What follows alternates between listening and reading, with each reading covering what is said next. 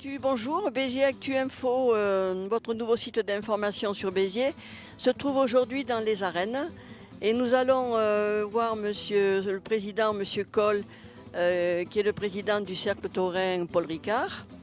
Et nous allons un peu lui demander quelle est son histoire et qui le relie ici aux arènes de Béziers.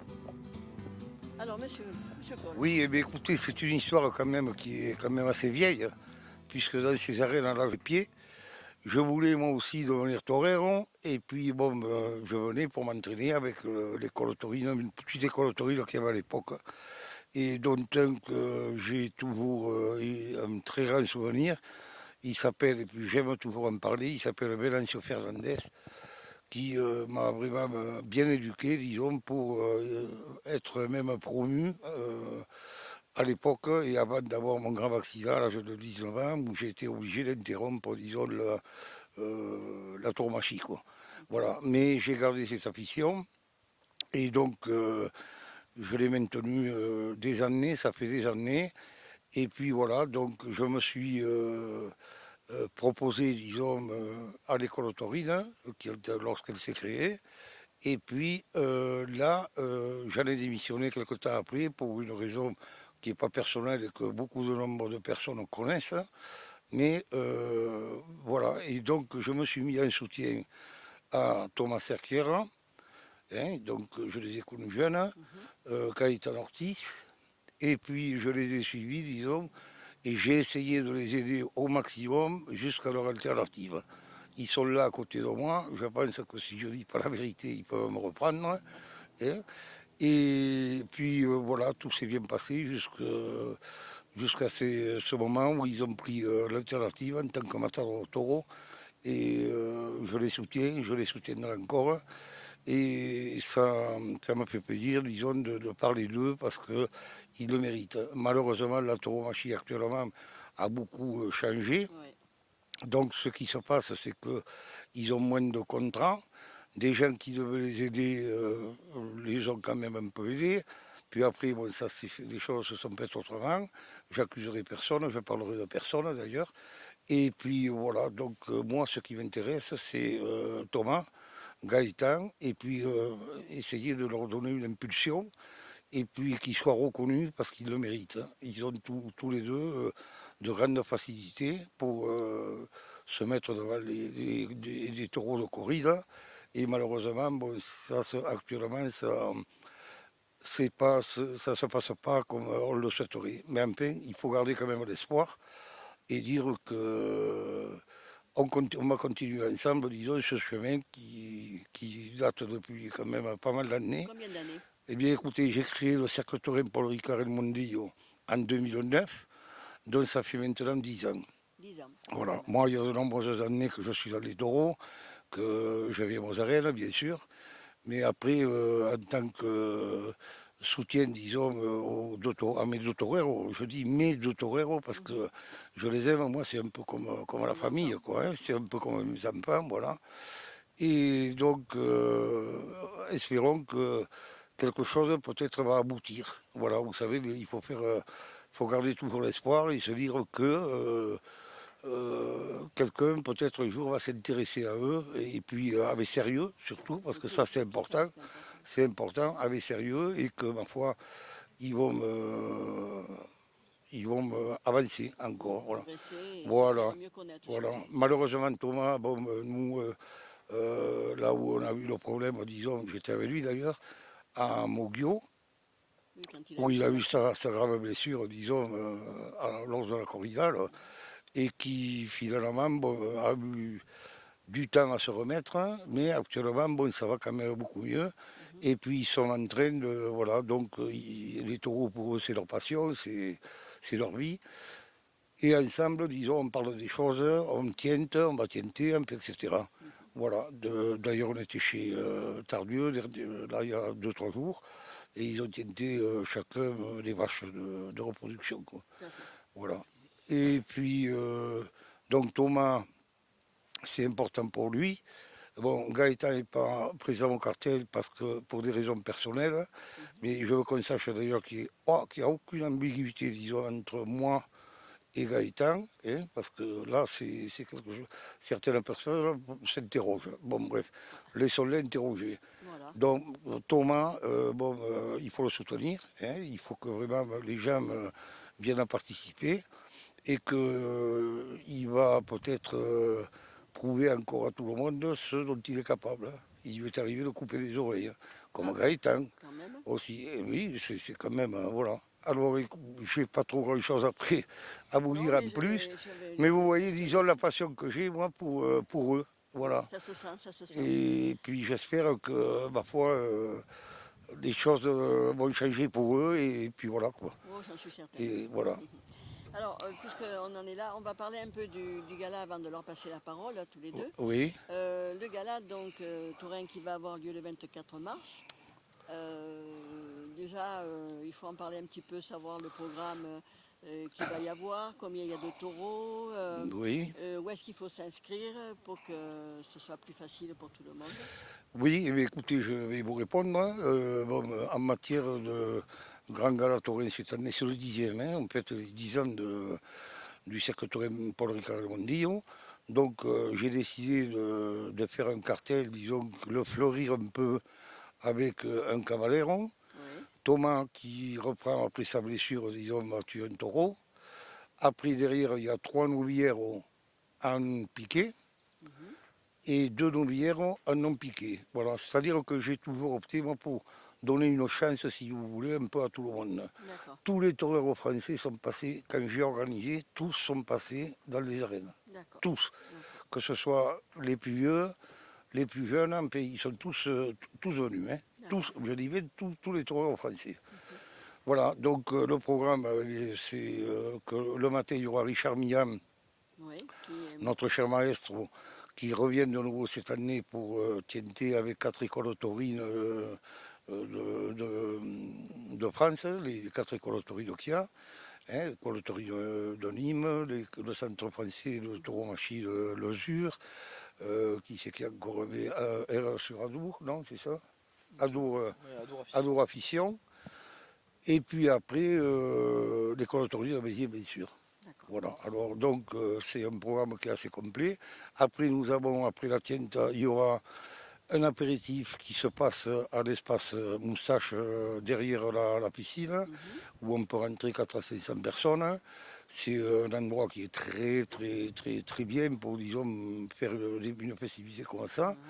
Hein. Donc le repas, il sera servi, on fait de l'apéro en premier, offert par le cercle Taurin Paul Ricard. Oui, Après comment dirais-je, le repas.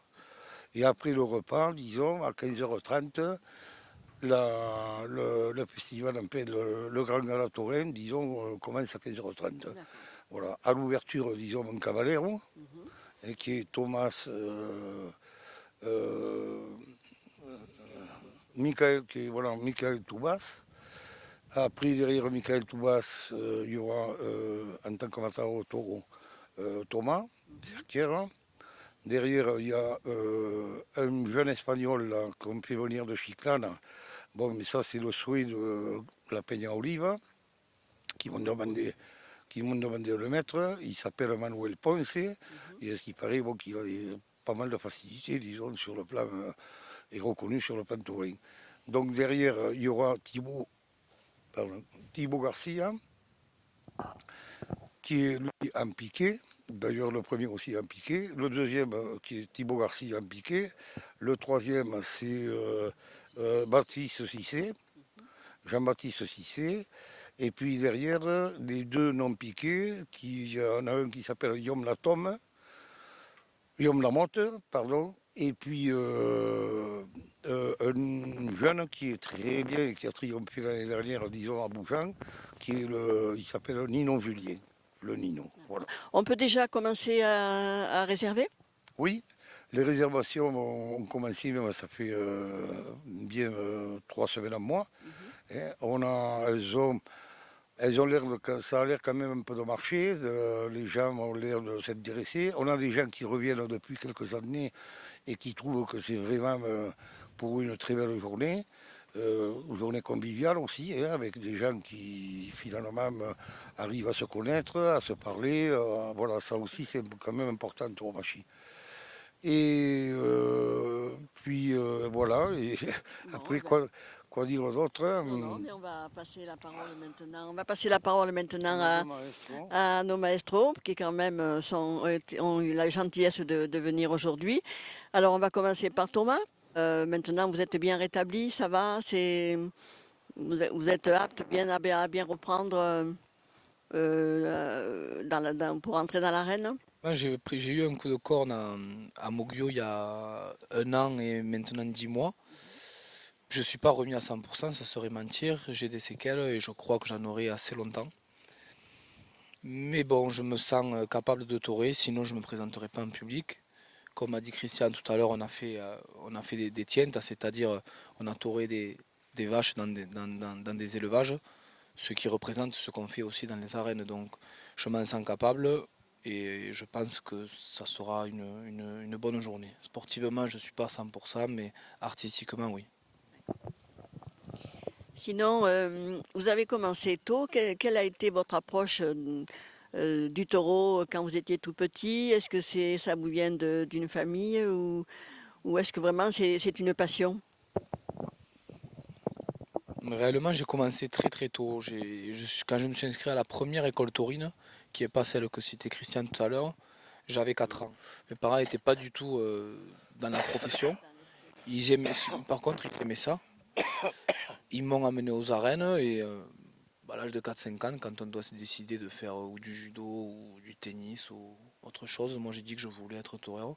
Et je suis resté finalement, je suis jamais sorti de ce monde-là jusqu'à l'heure où je vous parle. Et une question toute bête, mais est-ce que vous avez peur toujours de rentrer dans l'arène ou ça vous arrive plus du tout? La peur, elle y est tout le temps. Elle y est tout le temps. Elle y est du premier jour, je crois, jusqu'au dernier. Euh, D'ailleurs, un torero qui n'a pas peur, je pense que ça serait de la folie. Il faut avoir peur de ce taureau et le but de la corrida est de surmonter cette peur. Et, et voilà, mais je crois qu'on a la peur de tout. On a la peur du taureau, on a la peur de la responsabilité de bien faire les choses, de mal faire. Mais la peur est toujours là, mais comme tous les artistes qui se présentent devant un public, on craint toujours, il y a toujours la peur du ridicule, il y a toujours la peur de mal faire. Et la peur est là, mais finalement, c'est pas qu'on s'y habitue, mais on sait la torer elle aussi. Enfin, la peur, elle est différente surtout parce que là, vous risquez aussi votre vie quand même. C'est un peu différent. Sinon, les taureaux que vous allez torer, est-ce que vous les connaissez? Vous les avez déjà vus? Mais là, dans le cas d'un festival, c'est un taureau, donc il n'y a pas, donc il y a pas de tirage au sort le matin où on fait les lots comme dans les corridas. Et oui, c'est un élevage, l'élevage galon, qui est l'élevage que j'ai sûrement le plus tauré. Donc effectivement, je sais le comportement de cet élevage-là. C'est un élevage qui me plaît d'ailleurs, qui plaît à beaucoup de toreros parce que ce sont des taureaux qui permettent de faire un certain toreo que nous les toreros on aime faire, en espérant qu'ils sortent dans cette lignée-là, avec de la noblesse et de la classe comme sort souvent. Et oui, je connais le taureau on est allé cet hiver le voir avec Christian, voilà, en espérant que ça soit un bon ennemi. Ben, j'espère, hein, c'est bien. Alors, on va passer la parole maintenant à Gaëtan. Mais même s'il n'est pas dans le gala, je pense qu'on a besoin de savoir aussi quelle était sa motivation de tout petit, qu'est-ce qui l'a motivé à aller affronter les taureaux. Donc moi, je suis pas non plus issu d'une famille très taurine. Enfin, le souvenir que je garde, c'est mes parents faisaient partie d'un groupe de cavaliers équestres, tout ça. Et, euh, et un jour, ils sont allés à une représentation dans un domaine et à côté de la représentation équestre, il y avait une petite arène où il y avait une tiente à ce jour-là. Et je me souviens, c'était Raphaël Viotti qui tientait ce jour-là. Oui. Et moi, du coup, au lieu d'aller voir les chevaux, j'ai été interpellé par cette tiente. C'était des vaches. Et je suis resté là pendant toute la durée de la tiente. J'ai pas fait cas une seule fois aux chevaux, donc je pense que c'est parti de là. Après, j'ai demandé à mes parents de m'inscrire dans une école taurine. Et à ce moment-là, il y avait une transition. Et à Béziers, il y avait l'école taurine dont faisait partie Thomas au début n'existait plus, mais l'autre n'avait pas encore été créée. Donc du coup, j'ai été obligé d'aller à Bellegarde, à l'école taurine de Nîmes. J'y suis resté 1 an, je crois. Et ensuite, l'école taurine de Béziers a été créée par Didier Bresson. Et c'est là où j'ai pu m'inscrire dans l'école taurine de ma ville. Et vous aviez quel âge là? J'avais, quand je me suis inscrit à Nîmes, je devais avoir 11 ou 12 ans. 11 ou 12 ans. C'est tôt quand même pour avoir déjà une idée bien. Ouais, mais c'est vrai qu'après j'avais eu l'occasion d'être inscrit dans un club de tennis, de foot, tout ça, j'ai fait plusieurs activités, mais enfin, sans lendemain. Et là, c'est vrai que les taureaux, j'ai vraiment accroché et je suis encore là. Donc, D'accord. Et donc, ça vous embête pas là, cette année-là, de ne pas participer au gala? ouais, c'est sûr que cette année, ça n'a pas pu se faire, hein, malheureusement, mais Christian m'a donné beaucoup d'opportunités. J'ai tauré, je ne sais pas exactement le nombre de fois où j'ai pu taurer pour le gala taurin, mais j'ai participé pas mal de fois, et souvent avec des bons souvenirs. Mais oui, j'espère qu'il y en aura d'autres, bien sûr. Bien sûr, on espère. Et puis, je suis persuadée que ça marchera bien pour tous les deux. Alors, Pardon, oui, c'est allez. possible. Allez-y. J'ai omis, disons, de citer des diverses ganaderies qui vont participer. Oui. Hein. Donc j'aimerais quand même les mettre en valeur. Bon, donc il y aura le Michel Gallon, dont vient de citer Thomas. Ça, d'ailleurs, c'est son taureau, celui-là. Après, vous avez la ganaderie Robert Marget, qui lui fournit un Bessero l'après-midi. Après, vous avez la ganaderie de Alain Tardieu, donc ça fait 3. Après, vous avez la ganaderie à Fano, elle, c'est un taureau pour le cheval. Après, après vous avez la ganaderie de M. Bruno Blohorn, ça c'est à Méjeanne. Et après Jean-Baptiste Jalabert qui fournit lui aussi un taureau. Voilà. Et puis Barcelo, je vais citer, ouais. Et Barcelo, M. Michel Barcelo, voilà. Donc ça aussi, ça permet au public un peu de juger le type de taureau, disons, que vont taurer, disons, l'ensemble des taureaux, quoi.